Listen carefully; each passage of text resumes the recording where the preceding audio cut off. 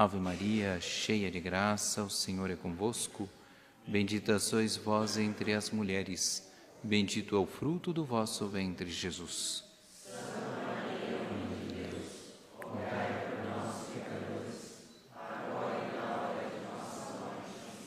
Fiquem sentados um instante.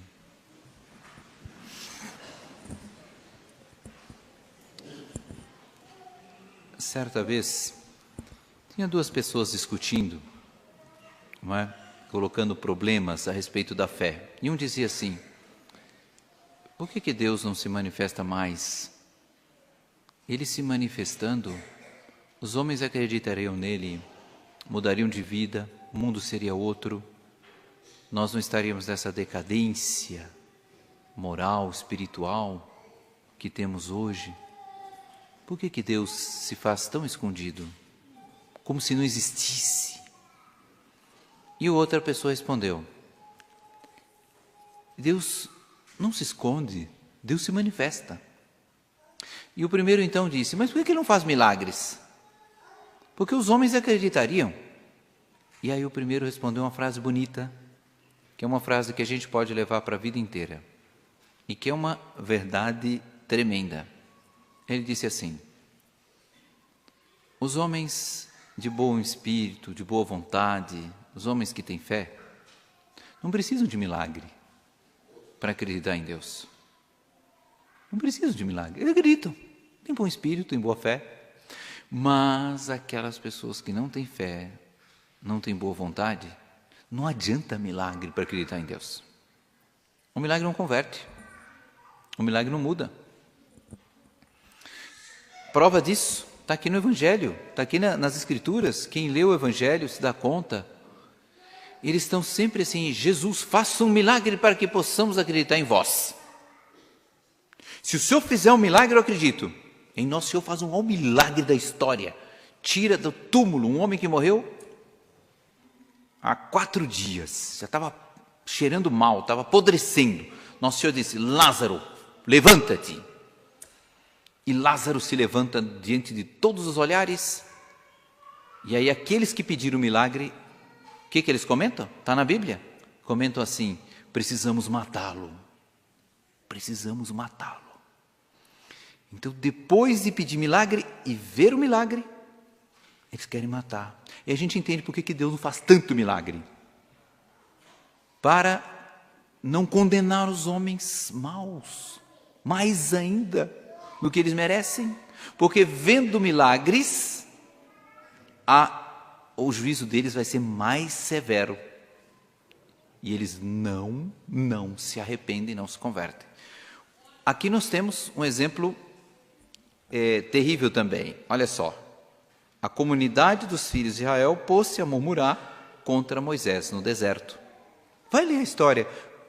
Eles viram a coluna de fogo, eles assistiram o mar vermelho que se abriu, e agora estão reclamando. Eles viram a mão de Deus. Isso é comum. Infelizmente, o ser humano é triste. O que define um ser humano é a boa vontade que ele tem em acreditar nos ensinamentos de nosso Senhor Jesus Cristo. Isso é o que define o ser humano. Com milagre ou sem milagre, ele vai adiante. Quantos milagres aconteceram? E os santos ficaram assim sem saber por que eles viram milagres. Por exemplo, um dos fundadores de Portugal, ele não é santo canonizado, Dom Afonso Henriques. Quando ele estava na batalha de conquista, uma das batalhas mais famosas, Batalha de Ourix, Nosso Senhor aparece para ele no campo de batalha. E Nosso Senhor aparece para ele crucificado. Então ele diz para Jesus: Senhor, por que aparecesse para mim, que tenho tanta fé? Eu não preciso, Senhor. Aparecei para aqueles que não acreditam, para que eles possam acreditar. E a realidade é essa, é que Nosso Senhor se faz presente na vida daqueles que creem. Nosso Senhor se manifesta na vida daqueles que creem, porque eles merecem. E porque eles acreditam que Nosso Senhor faz um milagre. Mas aqueles que não acreditam, não adianta fazer milagre, porque não vão acreditar. Essa realidade está relatada naquela passagem. do Lázaro. Não o Lázaro que foi ressuscitado, mas aquele Lázaro pobre que ficava no passeio, que os cachorros lambiam as feridas dele. Porque quando ele morreu e aquele homem avarento também morreu, os dois morreram, o avarento dizia: vai lá na casa dos meus parentes, não é? E, Senhor, fazei que um anjo apareça para que eles creiam. Nosso Senhor disse: não, se eles não creem na igreja, ou seja, se eles não creem nos profetas, não é? Se eles não creem na pregação dos profetas, não adianta aparecer um anjo para eles, que eles não vão acreditar. Está aqui. Depois nós temos aqui, no Evangelho, uma cena parecida. Nosso Senhor faz a multiplicação dos pães. Maravilha. Todos ficaram maravilhados. Entretanto, aqueles espíritos que insistem em não acreditar, não acreditam. Não acreditam. Vão atrás de Nosso Senhor para que Nosso Senhor produza mais pão. Produza mais pão. São homens e mulheres que estão infeccionados pela falta de fé, pela falta da boa vontade, não é? De compreender que tudo isso tem um sentido sobrenatural. Agora, uma coisa curiosa é o seguinte: essas pessoas que não creem em Deus, existem pessoas que não creem. Tem outras pessoas que têm vergonha de falar que não creem, mas eles participam de um ateísmo diminuído, mitigado. São aquelas pessoas que só conseguem ver um sentido natural nas obras de Deus. Não conseguem imaginar que Deus esteja interferindo nos acontecimentos. Ele até fala assim: não, eu acredito em Deus, mas Deus lá em cima e eu cá embaixo. Eu tenho meus negócios, tenho meus estudos, não vou incomodar Deus e Deus não quer ser incomodado, e pobre de Deus, coitado, se ele tiver que preocupar com todo mundo. Isso é um outro tipo de ateísmo, ateísmo prático. Não é? Ateísmo prático. É daquele que até acredita em Deus, mas Deus está lá em cima e eu cá embaixo. Então, esses homens, essas mulheres, conseguem ver tudo sob o ponto de vista natural. Eu conheço pessoas, me disseram, que também existem, e eu conheço umas também que existem, outras pessoas já viram, pessoas que têm um dom de tornar tudo difícil. Às vezes é uma coisa fácil, vai dar para a pessoa está difícil. Tudo fica difícil na mão dela. Tem outras pessoas que são azaradas, tudo que faz dá errado. Também existe isso. Tem outras pessoas que me disseram: coloca a mão numa medalha, a medalha fica cinza. De ouro fica cinza. Olha para uma flor, a flor murcha. Pode existir, e eu acho que tem. Agora, pior do que tudo isso, são aquelas pessoas que tudo para elas tem uma explicação natural. Como se Deus não interferisse em tudo, em absolutamente tudo. Tudo que acontece é dentro de Deus. Então são pessoas assim que assistem um milagre, eles têm sempre uma explicação. Já viu isso? Então eu recentemente vi isso sobre o milagre da multiplicação dos pães. Maravilha, que milagre extraordinário. Elas dizem: não foi multiplicação, é que Jesus fez eles entenderem que eles deveriam praticar uma partilha. Não é? E cada um descobriu no fundo da bolsa um pedaço de pão, e aí conseguiram dividir esses pães e todo mundo saiu satisfeito. É uma interpretação ateia de uma realidade sobrenatural, não é? É tão difícil a gente acreditar que isso aconteceu, que é mais fácil acontecer que realmente houve um milagre. Mas a pessoa tem que fazer um esforço para, como que, aspas, proibir a Deus de fazer milagre. Então, são pessoas que, se estivessem, por exemplo, no dia que caiu aquele fogo do céu em Sodoma e Gomorra, não é? Está lá em Sodoma e disse: olha, Deus disse, hein, está pecando, vai ser castigado. Ah, é? Que nada, não existe Deus, não existe castigo. Deus está lá em cima, nós cá embaixo. E aí, de repente, começa a descer o fogo do céu. Aquela coluna de fogo que vem, começa a queimar todo mundo, e todo mundo gritando. Está na Bíblia. Desceu fogo e enxofre sobre as 5 cidades. Então, essas pessoas, se tivesse um desses lá no dia de Sodoma e Gomorra, ele oraria e disse: nossa, que é isso? Tá? É um milagre de Deus. Que milagre não existe? Isso aí é o aquecimento solar. Nossa, aquecimento solar. Sempre tem uma desculpa para naturalizar, para deixar, para dizer que o milagre não existe.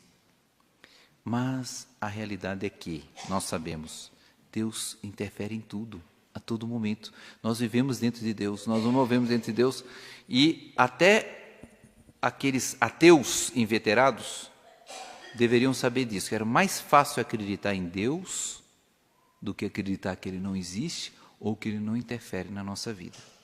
Conta-se que uma vez uns ateus fizeram um teste e disseram, não, esse negócio de Deus a Igreja Católica inventou para poder forçar as pessoas a fazerem as coisas. Então criaram um menino numa ilha, e ou foi no Japão, ou foi na China, e fizeram uma experiência com essa criança. Disse, não vamos falar nada de Deus. Vocês vão ver que Deus é uma invenção da Igreja Católica para controlar as pessoas. Então vamos levar um menino, vamos criá-lo explicando as coisas, a ciência. O sol tem uma explicação científica, as plantas. Para que colocar Deus nesse assunto? Não é? E criam o menino. O menino nunca era proibido falar de Deus, de religião, de fé, de oração. E aí leva o menino para a ilha, está lá na ilha, ele cresce na ilha, desenvolve-se. Quando ele faz 10, 11 anos de idade, o menino some, desaparece. Vão caçar o menino. Os ateus que colocaram o menino, que era para revelar para o mundo essa experiência magnífica, bem-sucedida, vão, encontram o menino sentado numa pedra, olhando para o pôr do sol, chorando. E aí se aproximam devagarzinho, pé ante pé, o menino está conversando com o sol. Eles queriam saber, o que esse menino está falando com o sol? Chegaram pertinho, e o menino estava dizendo, ó sol, você que é tão bonito, manda um beijo para aquele que te criou. Quer dizer, pela beleza do universo, o menino chega à conclusão de que Deus existe. E é por isso que muitos autores de vida espiritual vão dizer, acreditar em Deus nem é questão de fé, é questão de inteligência. Quem não acredita em Deus não é que é ateu, é burro. É um burro que não presta atenção nos sinais que Deus nos deixa. E o Evangelho, então, nos convida a nós termos um olhar sobrenatural, a não acreditarmos nessa teoria de que Deus está lá e eu estou aqui. Deus está em tudo, Ele quer intervir na minha vida. O milagre acontece quando eu acredito. A minha fé move a que Deus se manifeste na minha vida. E eu termino apenas com esse texto, para mostrar como é bonito, como isso se parece com tudo que a gente vive aqui na Terra. Isso que aconteceu com essas duas crianças, esses dois bebês que viviam dentro ainda, os dois gêmeos, que viviam ainda no seio da sua mãe, no ventre da mãe, os dois bebês. Então o autor imagina os dois bebês conversando, eles estão no seio da mãe, dois bebês gêmeos, um vira para o outro e fala assim, irmão, você crê que existe vida depois do parto? O outro bebê olha para ele, o que é? Você crê que existe vida depois do parto? O bebê diz, claro que sim, tem que haver alguma coisa depois do parto, tem que haver. Nós talvez estejamos aqui porque estamos sendo preparados para o que vem depois. O outro bebê disse, deixa de ser burro, tonto, claro que não há vida depois do parto. Que tipo de vida seria essa? O bebê responde, não sei, talvez vai haver mais luz, talvez até poderemos caminhar com as nossas próprias pernas, comer com as nossas bocas. Talvez teremos outros sentidos que não podemos entender agora.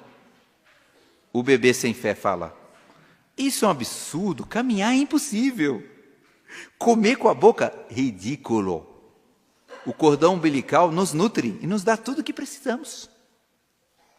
O outro insistiu, bom, eu penso que tenha que haver alguma coisa diferente. O primeiro diz, deixa de ser tonto. Se realmente existisse vida depois do parto, por que não veio ninguém desta outra vida nos falar? Até agora ninguém de lá voltou para contar como é. O outro responde, bom,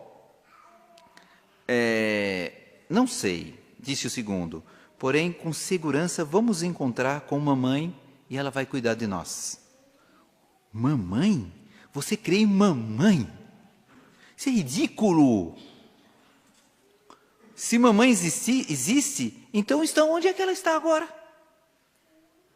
Agora vem aqui bonito. Ela está ao redor de nós. Estamos cercados por ela. Dela nós existimos. Sem ela não vivemos. Sem ela esse mundo não poderia existir. Então disse o primeiro, bom, eu não posso vê-la, então é lógico que ela não existe. E o segundo respondeu, às vezes, quando você está em silêncio, se te concentras, realmente podes escutar o seu coração e a sua voz. Que bonito. E isso vale para nós. Se nós nos concentramos, se nós temos boa vontade, se nós queremos acreditar, nós podemos e sabemos que podemos escutar o coração de Deus e a voz de Deus que nos fala. Peçamos então nessa Santa Missa a graça de nunca, nunca, nunca titubearmos na fé. E aí veremos grandes milagres acontecerem na nossa vida. Louvado seja nosso Senhor Jesus Cristo.